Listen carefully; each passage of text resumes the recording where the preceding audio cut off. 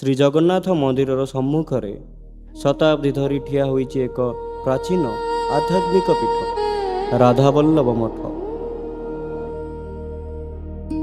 ଭକ୍ତି, ପରମ୍ପରା ଓ ଐତିହ୍ୟରେ ଭରିଥିବା ଏହି ମଠର ଅନେକ ଅଜଣା କାହାଣୀ ରହିଛି। ଆସନ୍ତୁ ଏହି ସମ୍ପର୍କରେ ମଠର ମହନ୍ତଙ୍କ ସହ ଆଲୋଚନା କରିବା। ମହାପ୍ରଭୁ ଶ୍ରୀ ଜଗନ୍ନାଥଙ୍କର ସିଂହଦ୍ୱାର ସମ୍ମୁଖରେ ପବିତ୍ର ରାଧାବଲ୍ଲଭ ମଠ ବିରାଜିତ। ଅନାଦି କାଳରୁ ଏହି ମଠ ସ୍ଥାପିତ ହୋଇଛି। ଏକ ନିମ୍ବାର ସମ୍ପ୍ରଦାୟର ଅନ୍ତର୍ଭୁକ୍ତ ବୈଷ୍ଣବ ପରମ୍ପରାରେ ମଠଟି 1144 ସାଲରେ ଗୋଟିଏ ଚୁକ୍ତିପତ୍ର ବା ସେବା ସମର୍ପଣ ପତ୍ର ଅନୁସାରେ ଲାଲା ସେବକରାମ ନାମକ ଜଣେ ବ୍ୟକ୍ତି, ରାଜସ୍ଥାନର ଜଣେ ବ୍ୟକ୍ତି ସିଂହଦ୍ୱାର ସମ୍ମୁଖରେ ଗୋଟିଏ ଛୋଟ ଆଶ୍ରମଟେ ତିଆରି କରିଥିଲେ ଏବଂ ସେହି ଆଶ୍ରମର ତାର ସେବା ପୂଜା କରିବା ପାଇଁ ମହନ୍ତ ଚରଣ ଦାସ, ଯିଏକି ବୃନ୍ଦାବନବାସୀ, ତାଙ୍କୁ ସେ ହସ୍ତାନ୍ତର କରିଥିଲେ। ସେହି ହସ୍ତାନ୍ତରର ଯେଉଁ ଡିଟ୍ଟି ହେଇଥିଲା ସେଟା 1144 ସାଲରେ ହେଇଥିଲା।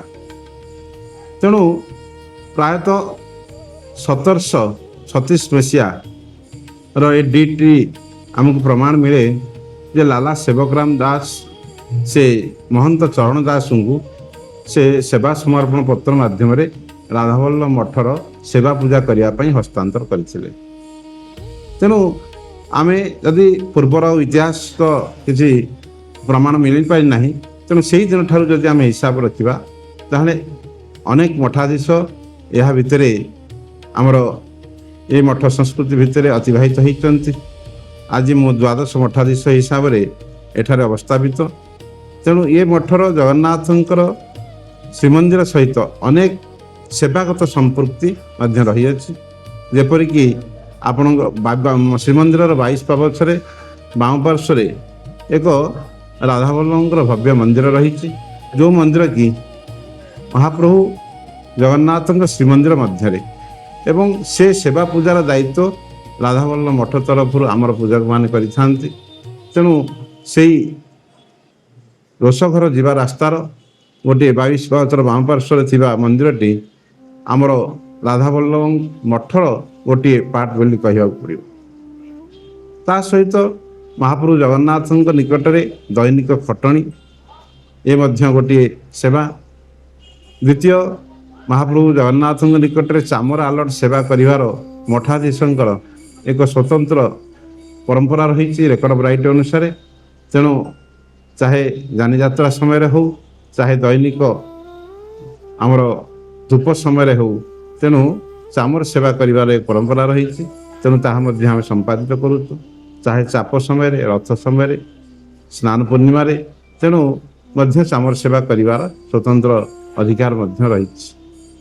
ଏବଂ ତା ସହିତ ଆମେ ମହାପ୍ରଭୁ ଜଗନ୍ନାଥଙ୍କର ବିଗ୍ରହମାନେ ଯେତେବେଳେ ଯାନିଯାତ୍ରା ସମୟରେ ବାହାରକୁ ବାହାରନ୍ତି, ସେତେବେଳେ ମଠ ତରଫରୁ ପନ୍ତି ଭୋଗର ଆୟୋଜନ କରାଯାଏ। ସେ ପନ୍ତି ଭୋଗ ନିଜେ ବଡ଼ପଣ୍ଡା ଆସି ମଠ ଭିତରେ ହିଁ ନୈବେଦ୍ୟ କରିଥାନ୍ତି। ମଠ ତରଫରୁ ଆୟୋଜିତ ହୋଇଥିବା ସରାରେ ବଢ଼ାଯାଇଥିବା ପ୍ରାୟ ପ୍ରତ୍ୟେକ ଫଳମୂଳ ଏବଂ ମୁଗ, ସୋଲା, ମୋହିନୀ ଭୋଗ, ପୁରୀ ଏସବୁ ଜିନିଷ ପ୍ରାୟ 36ଟି ଓଳି 36ଟି ସରା ମଠ ତରଫରୁ ବ୍ୟବସ୍ଥା ହୋଇଥାଏ ଏବଂ ତାହା ନୈବେଦ୍ୟ ହୋଇଥାଏ।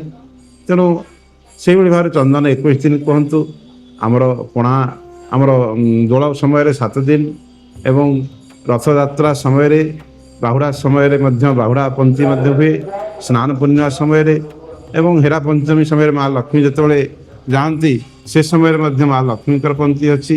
ତ ସହିତ ଚାହାଣୀ ମଣ୍ଡପରେ ମା ଲକ୍ଷ୍ମୀ ଯେତେବେଳେ ନୀଳାଦ୍ରି ବିଜେ ଦିନ ବିଜେ କରିଥାନ୍ତି ଚାହାଣୀ ମଣ୍ଡପକୁ, ସେତେବେଳେ ମଧ୍ୟ ଲକ୍ଷ୍ମୀଙ୍କର ପନ୍ତି ରହିଛି ଏବଂ କୁମାର ପୂର୍ଣ୍ଣିମୀ ସୁଦର୍ଶନଙ୍କ ପନ୍ତି।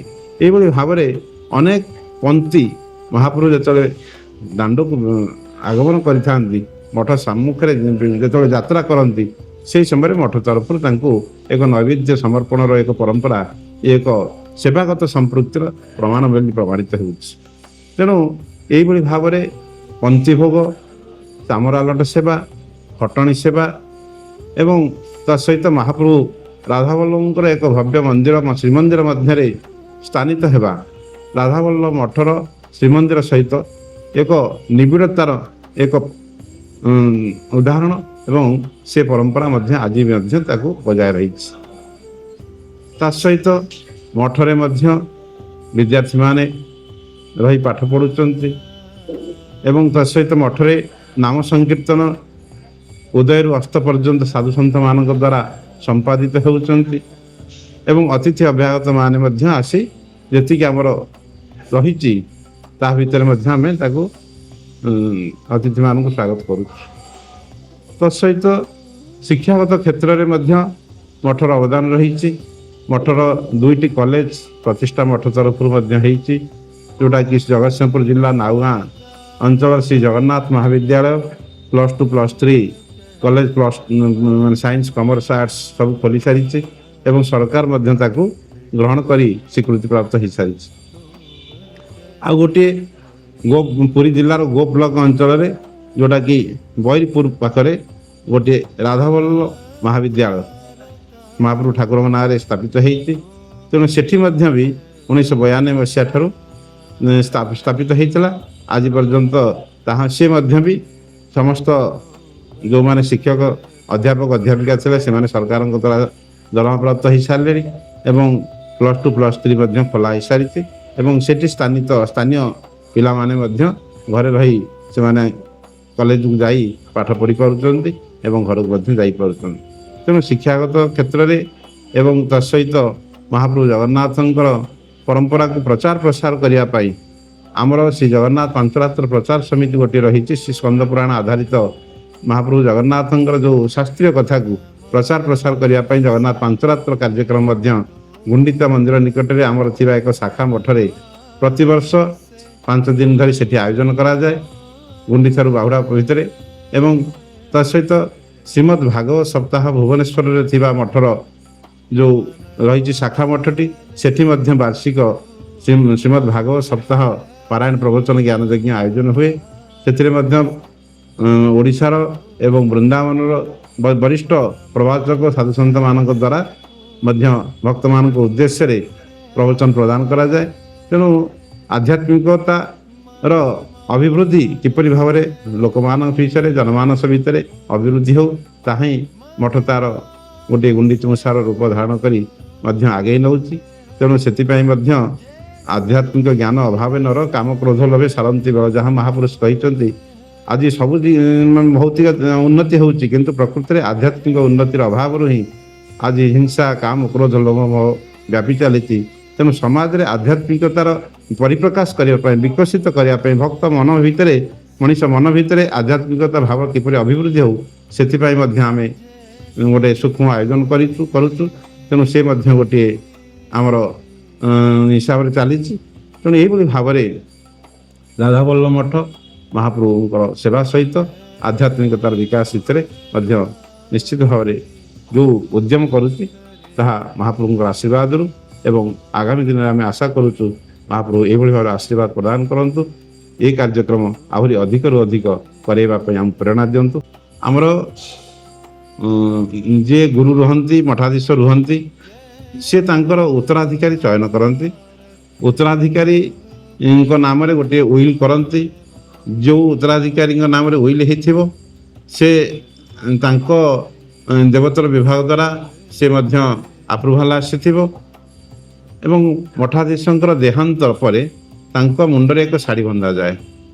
ତେଣୁ ଶାଢ଼ୀ ବନ୍ଧା ପରେ ଶାଢ଼ୀ ବନ୍ଧା ମାନେ ସମସ୍ତ ପୁରୀ ସହରର ଏବଂ ସମସ୍ତ ସବୁ ସମ୍ପ୍ରଦାୟର ସାଧୁସନ୍ଥମାନଙ୍କ ଦ୍ୱାରା ନୂତନ ମଠାଧୀଶଙ୍କୁ ଏକ ଶାଢ଼ୀ ବନ୍ଧାର କାର୍ଯ୍ୟକ୍ରମ ମହାପ୍ରଭୁଙ୍କର ଖଣ୍ଡୁଆ ଶାଢ଼ୀ ବନ୍ଧାଯାଇ ତେଣୁ ସେଇ ଦିନଠାରୁ ସମସ୍ତଙ୍କ ଆଶୀର୍ବାଦ ନିଆଯାଇ ଏକ ମଠର ମଠାଧୀଶ ରୂପରେ ତାଙ୍କୁ ଗଣ୍ୟ କରାଯାଏ।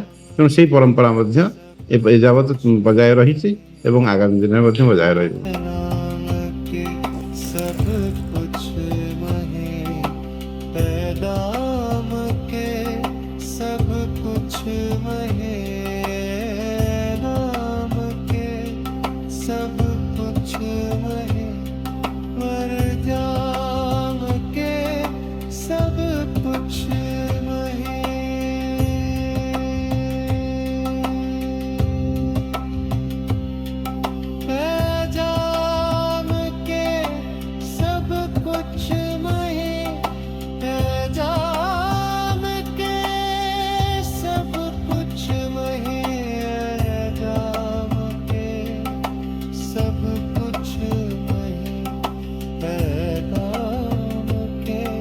सब कुछ